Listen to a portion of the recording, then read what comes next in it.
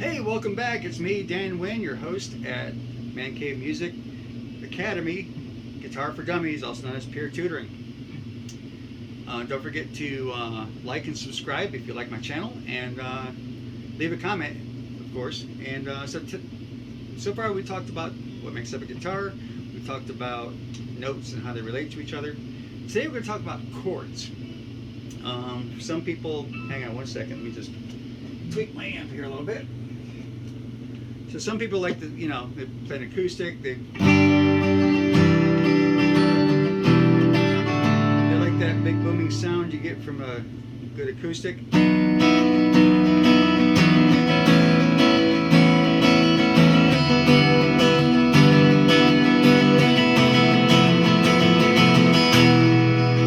Has a nice sound to it, doesn't it? Okay. So chords are basically groups of notes played together, and they also have a certain way of relating to one another. Now you may remember from the previous lesson how within a scale you start at the root and you play a tone and a half a tone separated by a tone, and a half tone, right?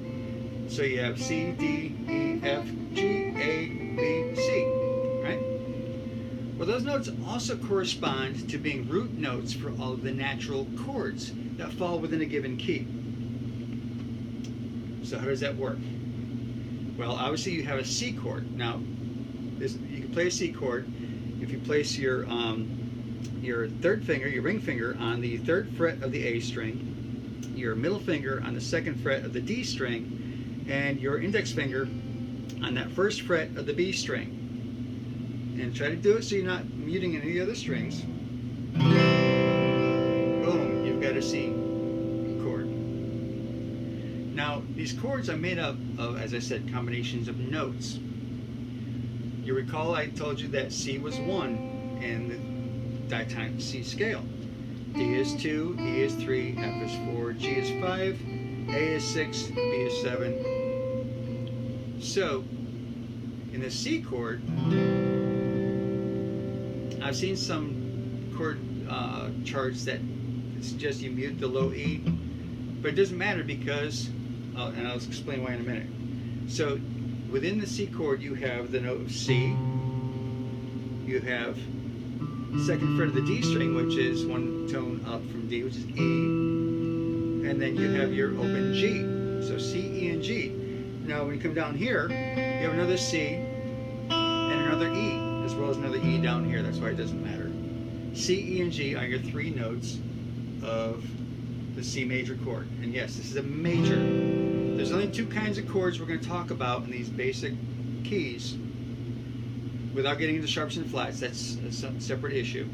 That's major chords and minor chords. There's one other kind of chord which I will mention, which I mentioned briefly in the previous video, that unless you're a jazz player, I think you're almost never going to use. It's called a diminished chord, and I'll talk about that again briefly. All right. So your root, your major chord, your C major chord. Notice that it's kind of like a happy sound to it, right? You can kind of like rock out to it. You can be like happy little country kind of song, right? I could throw some distortion on here. We could rock out to it, but we're not going to go there. Now that's your first chord.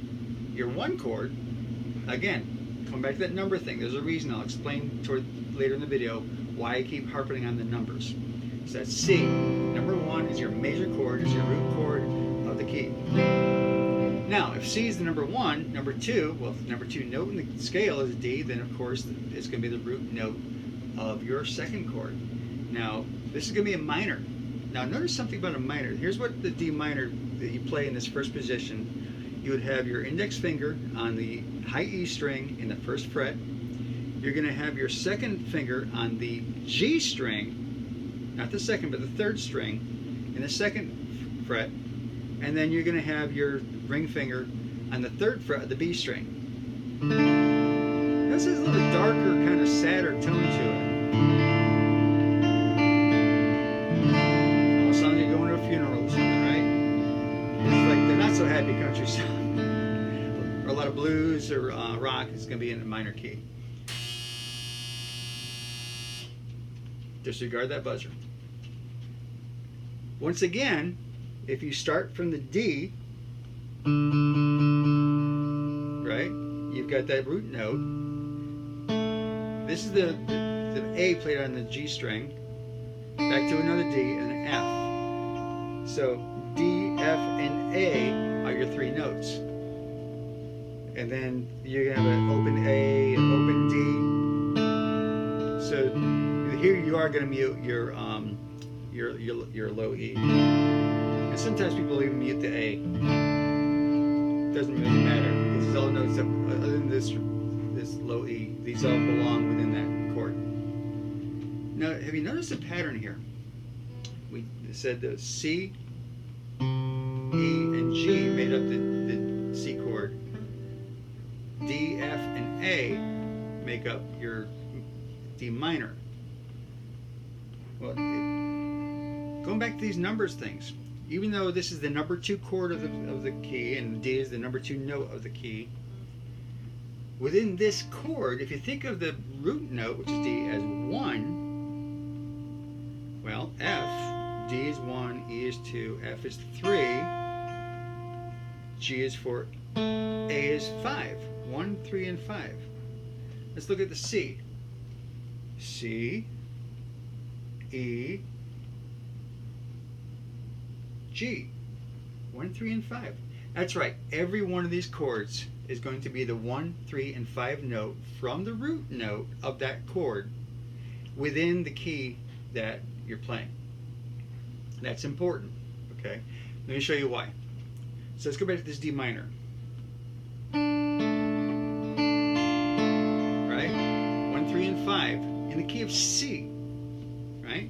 Now, if we were to do 1, 3, and 5 in the key of D, then we would be playing a D major chord. See how it sounds different? It's still a D chord of sorts, but the D minor is playing in the key of C and is using the notes in the key of C. And 1, 3, and 5 within the key of C from the D is D, F, and A, not D, F sharp, and A. That'll become important later. Don't worry about it if you don't remember that right now. Okay? So if we've got the C major, D minor, then we have your E, which is your third chord, and this is going to be a minor as well. So if you put your middle finger on the 2nd fret of the A string and your ring finger on the 2nd fret of the D string and play everything else open. Okay, that's dark, full sound. It's an E minor. Okay. So your 4th chord is going to be a major now, which is F, will be a major. Now let me back up something I should have said earlier. Okay, we need to put all these chords in a cage. These chords are caged. What in the world are you talking about? All right, it's another mnemonic device. You notice that as we play the C and the D minor and the E minor, the way you put your fingers on here is called a shape, a chord shape. Now with these major chords, there's only 5 of them, 5 shapes for these major chords. Okay, and there happens to be 5 letters in the word caged. Not a coincidence. It's a mnemonic device to remember what those shapes are. You have C, you have A, you have G, you have E, and you have D. Okay, all right, Dan, what's with the rabbit trail? A minute ago you were taking us through the chords in the key of C. Now you're going on this rabbit trail about caged.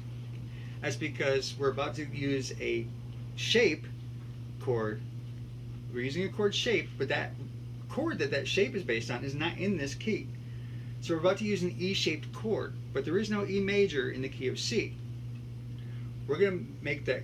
So this is what an E chord looks like. So playing an open E, you have your, just like you had that E minor, except now you're going to have your index finger on the 1st fret of your G string. There you go. You got a G open E. But here's the thing.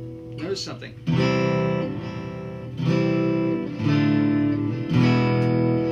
It doesn't really fit. But what we are going to do is going to take that same shape, but instead of using these 3 fingers, we're going to use these 3. So use your ring finger your pinky and then your middle finger and moving them up one fret. And then we're going to take your index finger and we're going to bar, it's called a bar chord, we're going to bar it across the first fret. So you're not going to play like this, it doesn't sound right because these notes don't work with the F chord. That is your F major. Now, full disclosure, I developed a bad habit, maybe it's a bad habit, when I learned how to play this chord. Because I didn't understand about bar chords and this whole caged idea. That's why I'm putting it up now, because I wish I'd known this years ago. I've been playing for over 40 years now, and I only learned this whole caged idea fairly recently. But I got in the habit of playing the F kind of like this. And it's kind of cheating, where you can play a little bit more like this, at least you're getting all your notes in. And it works. And I find, especially if I'm going from a C to an F, I can transition a lot faster than I can going from an open C to a barred F. So whichever works for you is fine. I strongly suggest learn how to do the bar chord, but learn both ways, because I think you can find this way comes in handy, but that bar chord thing is going to come in handy later on for other things. So there you go. So we have C major, D minor, E minor, F major, 1, 2, 3, and 4. Number 5, if F is 4, G must be 5. G is also a major chord. There you go. You're going to have your now some people play it like this. I think there are times when that works better, but most of the time I find it better to play like this, and it really doesn't matter, whichever works best for you. I find in terms of transitioning chord to chord, especially with the key of C, this shape I'm going to show you works better. So you're going to have your ring finger on the E, the low E in the G position. You have your middle finger on the second fret of the A string in the B position, and then your pinky down here in the high E in the G position there. You can do like that, you can do it like that, whichever works for you. Okay? That's your 5th. Okay? So we have your root, which is C, your 2 is D, your 3 is E minor, your 4 is F major, your 5 is G major. Now your 6th is another minor, and that's your A. So you're going to have your index finger on the C note, which is the first fret of your B string, your ring finger on your second fret of your G string, which is an A, and then your middle finger on the second fret of your D string, which is an E. So you can ace this. See what I did there? You have an A, C, E. Ace, right? There's your A minor.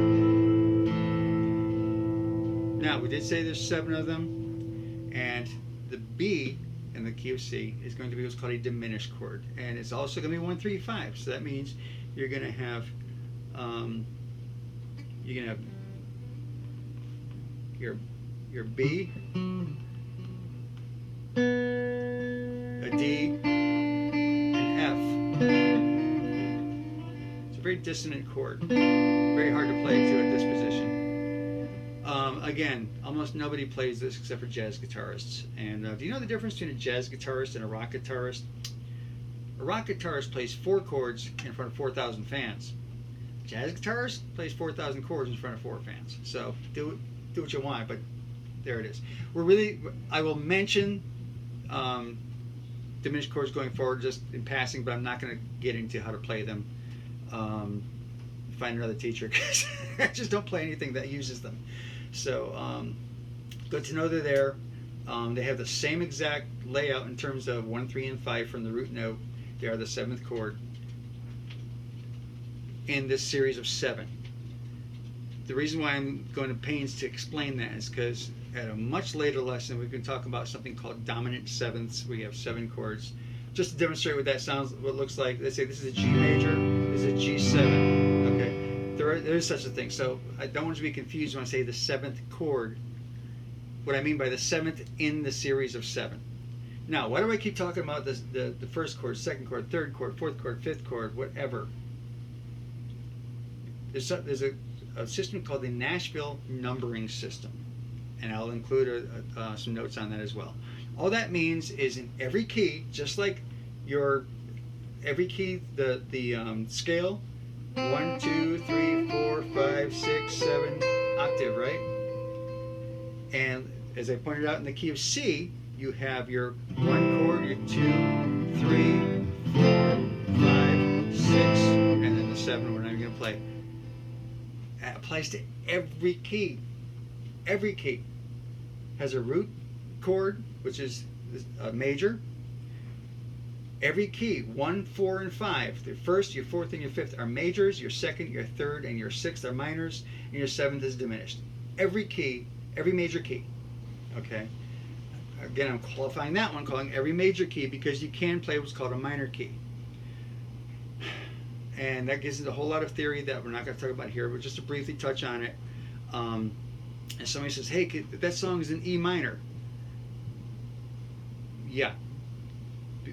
What that means is you're going to have the same chords. Okay, I didn't want to get this far into the weeds, but each of these major keys has a relative minor, and that relative minor is your sixth, whatever number 6 is in that key. So in the case of C, right, what do we say was 6? C, D, E, F, G. That's the 6th in sign language, by the way. A. Your A minor is your relative minor to C. So if somebody says, hey, that song is in the key of A minor, you're going to be playing the same chords for that song as you would in C major. Okay, enough said about that. We'll talk more about that at another time. So in any given, let me demonstrate in the key of G. Okay, so G is your 1, right? So let's start your majors, right? 1, that's G. B, C is 4, D is 5, right? So 1, 4, and 5. There's your majors, right? 1, 4, and 5, your majors. And then you have your minors. And then I'm going to try to do the F sharp diminished. But the point is, the same pattern goes for every key. Okay, so to recap, chords are sets of 3 notes. Sometimes they're referred to as triads. They're related to one another as being 1 where is the root note of the chord, 3 and 5 from that root within that key. So in the case of C, you have C, E, and G. D minor is going to be D, F, and A. E minor is going to be E, G, and B. F major is going to be F, A, and C, I think. Yep, F, A, and C. E minor, we already did that. No, sorry. G is going to be G, B, and D. A minor is going to be A, C, and E. And if you ever get into jazz and play the B diminished, it's B, D, and F.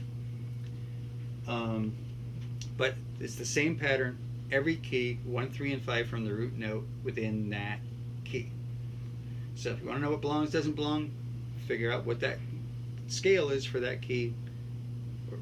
Or actually it's kind of simpler to just simply learn the chords.